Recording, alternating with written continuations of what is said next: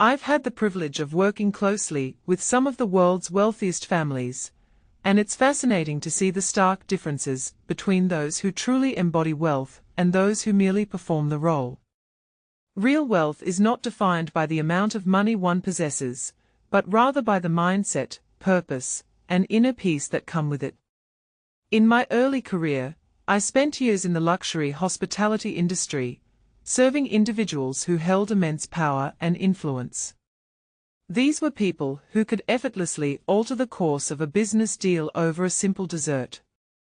Working in this environment provided me with valuable insights, not just about the finer aspects of hospitality, but also about the true nature of wealth. Here's the crux of the matter: money alone does not make someone truly wealthy. The so-called performative rich are those who crave validation and seek to project an image of success. They are obsessed with appearances and often find themselves in a never-ending pursuit of external validation. On the other hand, the ultra-wealthy are focused on sustaining their wealth and maintaining a sense of comfort and authenticity. Over time, I began to recognize distinct patterns and habits that set these two groups apart. 10 habits that distinguish the ultra-wealthy from the performative rich. 1. They don't seek validation. The truly wealthy individuals I've encountered rarely feel the need to showcase their wealth. They don't flaunt designer labels or post ostentatious photos online. They understand that their net worth is a personal matter, and they see no reason to perform for strangers on the internet. One of the first billionaires I served at a resort wore unassuming loafers and a plain white polo shirt. You'd never guess that his net worth was in the 9-figure range. When asked about his simple attire, he responded with a smile, "I like to save my taste for the things that truly matter." This response stuck with me, as it perfectly encapsulates the mindset of the ultra-wealthy. They focus on being true to themselves, rather than seeking external validation. 2. Privacy over attention. In an era where everyone seems to be broadcasting every detail of their lives, the ultra-wealthy families I've worked with do the exact opposite. Their social media accounts, if they have any, are either private or non-existent.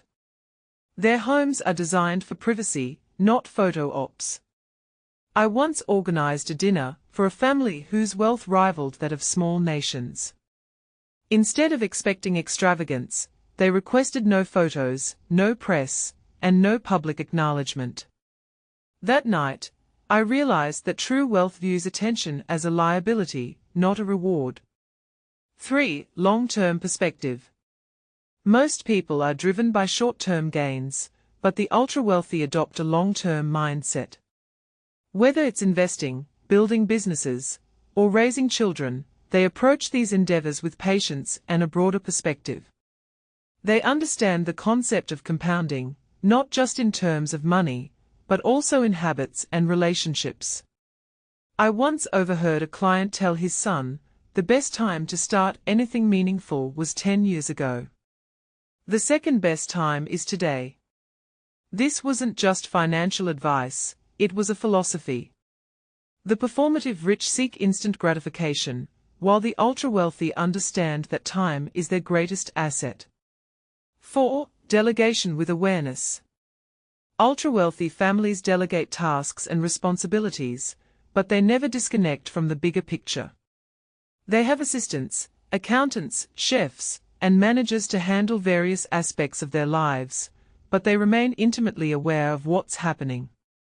They review statements, ask detailed questions, and read contracts.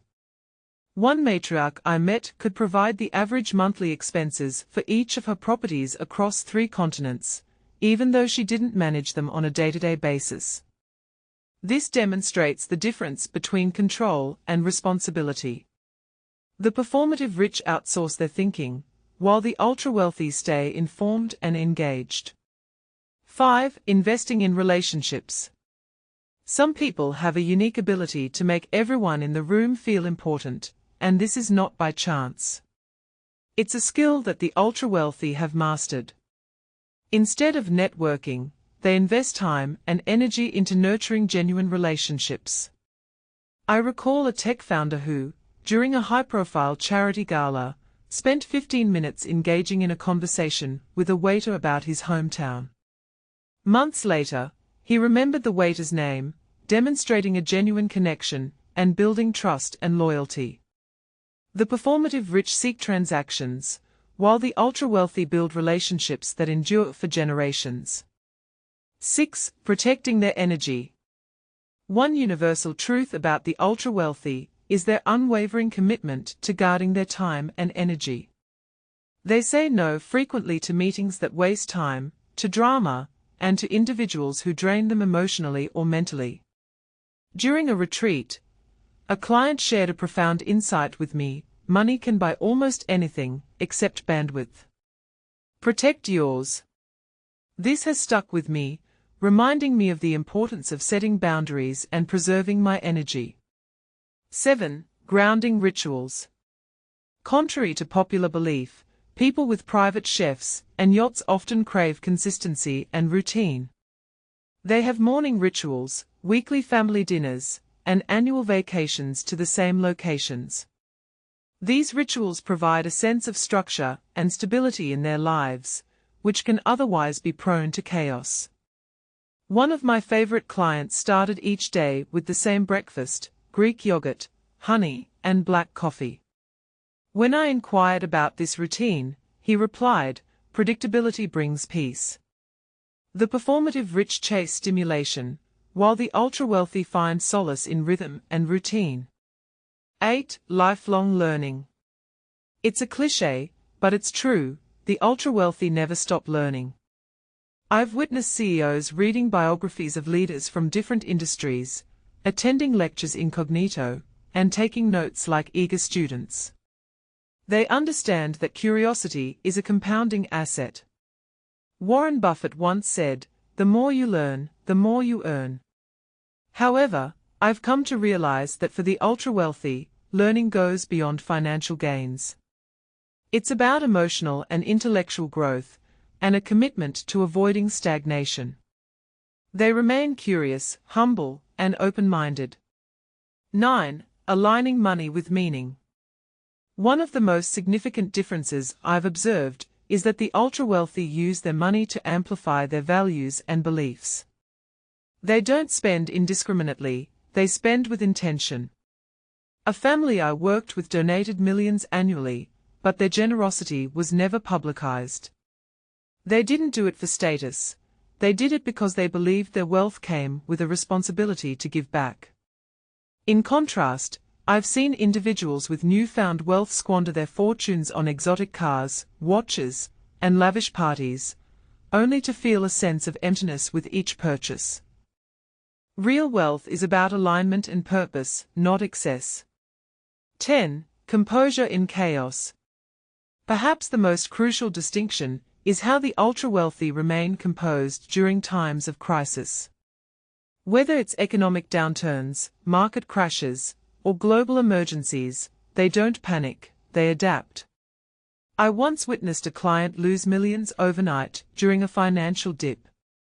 Instead of succumbing to panic, he poured himself a drink and said, "It's just numbers. What matters is how I respond." This level of composure is not innate. It's cultivated through experience, discipline, and an understanding that panic is costly. The performative rich react emotionally, while the ultra-wealthy act strategically. The takeaway: working with ultra-wealthy families has taught me that true wealth is not solely about the amount of money one possesses. It's about the mindset, the discipline to think long-term, the humility to remain open to learning, and the wisdom to stay grounded. It's about choosing privacy over performance, purpose over prestige, and peace over constant pursuit. You don't need a trust fund to embrace this mindset. You just need intention and a commitment to personal growth. In the end, the richest individuals I've met are not those with the most, but those who need the least to feel content and fulfilled.